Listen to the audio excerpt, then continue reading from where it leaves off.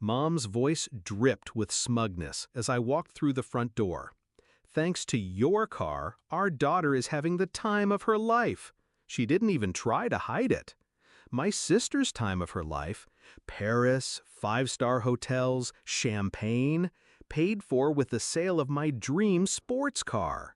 I set my suitcase down. My smile was quiet, deliberate. Mom's brows furrowed. "What's so funny?" I let her wait.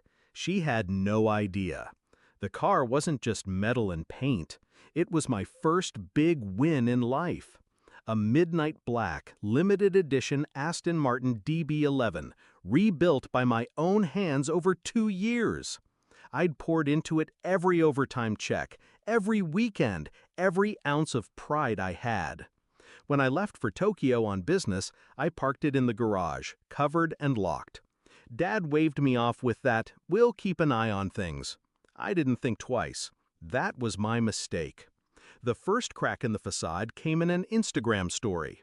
My sister, draped in designer clothes she'd never afford, sipping champagne on the balcony of a suite. I noticed the timestamps. I noticed the ring on her finger, a diamond tennis bracelet reflected in the glass, the one my parents swore they couldn't buy me for graduation because money's tight. Money was tight, but apparently not for her. The second sign, a gap in my garage when my neighbor sent me a photo asking if I'd finally sold the beauty. I didn't respond. I stared at the empty space where my car had been and felt my stomach turn cold. No calls, no warnings. They just did it. Grief would have been easy. Anger would have been natural. Instead, I sat in my Tokyo hotel room with my laptop, credit card statements, and a pen. I started listing every asset in my name, every shared account, every family debt tied to me as guarantor. Revenge, I knew, works best when it wears the suit of legality. Step 1, I called my lawyer in Tokyo, a man who didn't ask why, only how soon. We transferred the ownership of my parents' house title from my name back to theirs, removing my financial liability. That meant every tax, every repair, every overdue payment now fell squarely in their laps. Step 2, I closed the joint account they'd been quietly siphoning from for emergencies. I withdrew every cent and funneled it into a private account they couldn't touch. Step 3, the car. They thought they'd won when they sold it for $140K. What they didn't know was that the car was under a specialty insurance policy, one that I had full control over. And that car? I'd taken out a secured loan against it months before. The moment it changed hands without my consent, the insurance company flagged it as an unauthorized sale of a collateralized asset, which, legally, was fraud. The buyer? They were notified. The car was repossessed within 48 hours. My parents didn't see a cent of that sale again. By the time I landed back home, the dominoes had already fallen.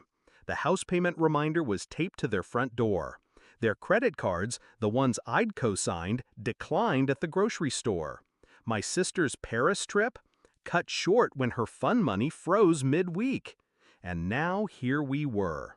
Mom leaned against the kitchen counter, folding her arms. "You're being awfully quiet."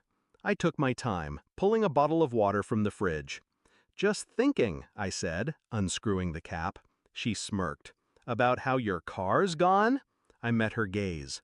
"About how it's back in my name. About how the bank froze the funds from the sale. About how you now owe the insurance company for selling property that wasn't yours." The smirk cracked. "You what?" I stepped closer, my voice low and steady. "You turned my hard work into your daughter's vacation fund. I just turned your little scheme into a debt you can't run from." Her eyes darted toward Dad, who had just stepped into the doorway, pale and silent. "And one more thing," I added. "The next time you try to take something from me, remember how easy it was for me to take everything back." They didn't say a word. The next week, my sister's car, the one I'd helped her finance, was repossessed. She called me screaming. I hung up. 2 months later, the house was quietly listed for sale. People ask if I regret it, if maybe I should have just confronted them face to face before pulling the trigger. But betrayal is rarely an accident. They counted on me being too shocked, too family loyal to fight back. They forgot I learned strategy from them. I didn't scream, I didn't slam doors. I just turned the chessboard, made my move, and let them watch their king fall in silence. Back in the kitchen that day, Mom finally asked, almost whispering, "What's so funny?" I smiled. Not cruel, just certain. Because the car you sold was never really yours to sell. And now, neither is anything else you thought you had. Her face collapsed. I walked away. Some victories aren't loud. They're quiet enough to hear the other side break.